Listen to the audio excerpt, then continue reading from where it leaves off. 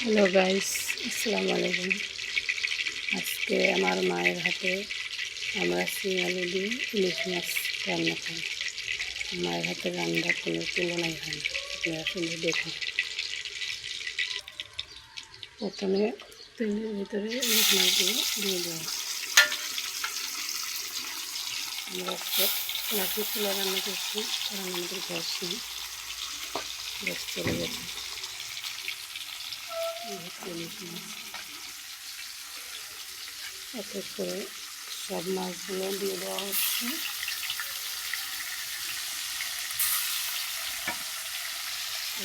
মাছগুলো দেওয়া হয়েছে, মাছগুলো ভালো হলে আমরা তরকারি বসাবো।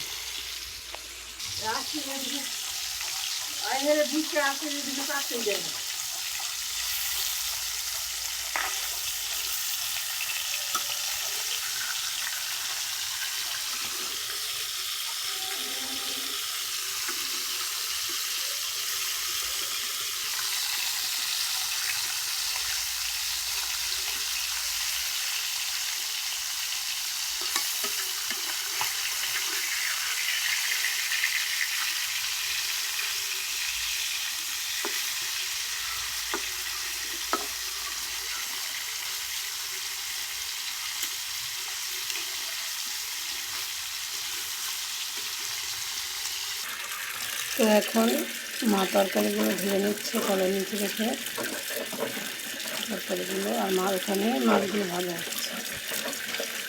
ইলিশ, শিম আর আলু দিয়ে রান্না হবে।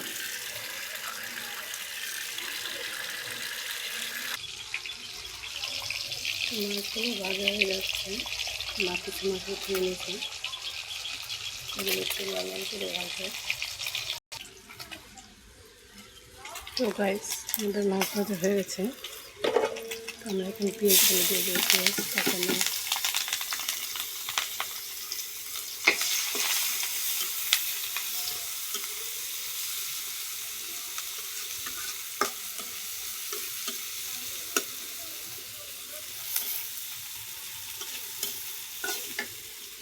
মাটির চুলার রান্না সেই হিসাব।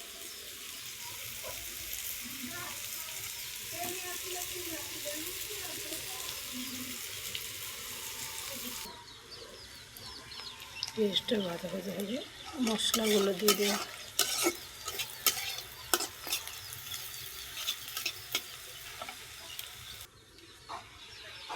তো পেঁয়াজটা ভাজা হয়ে গেছে, এখন এখানে আদা রসুন অ্যাড করব। এই আদা রসুন দিয়ে দিলাম।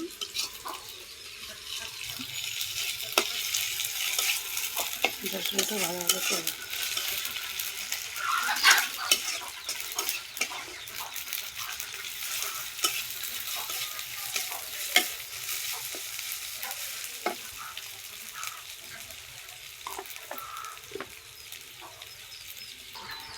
আদা রসুন ভাজা হয়ে গেছে, এখন আমরা দেব হচ্ছে 2 চামচ হলুদ গুঁড়ো, তারপরে দেব 1 চামচ মরিচ গুঁড়ো, এরপরে দেবো ধনে গুঁড়ো,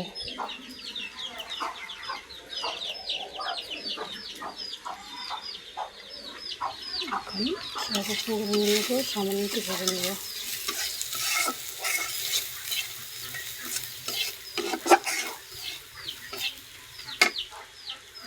কষানোর জন্য ঝোল দিয়ে দেব।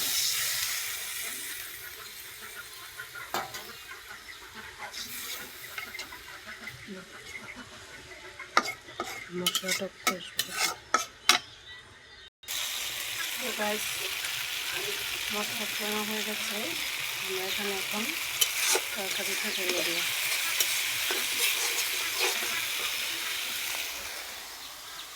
এই হচ্ছে আমাদের শিম আলু তরকারি।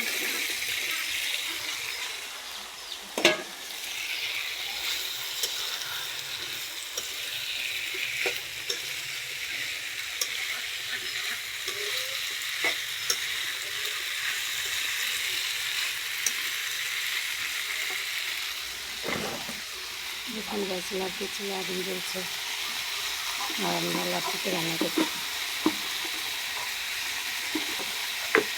এখন এখানে সামনে সামনে লবণ দিয়ে কাটতেছি, এটা সিদ্ধ হয়।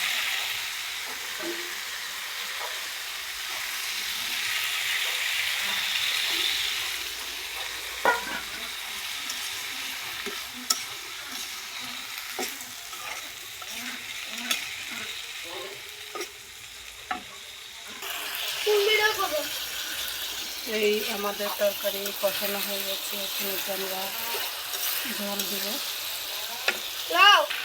এই আমরা এখন এখানে ঝোল দিয়ে দেবো।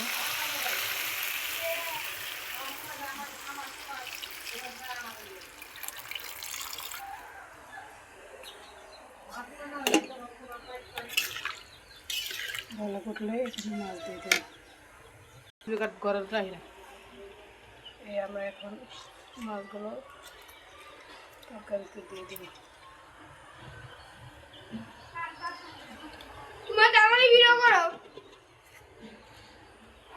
খাবারটা বাবারটা খাবারটা দিই।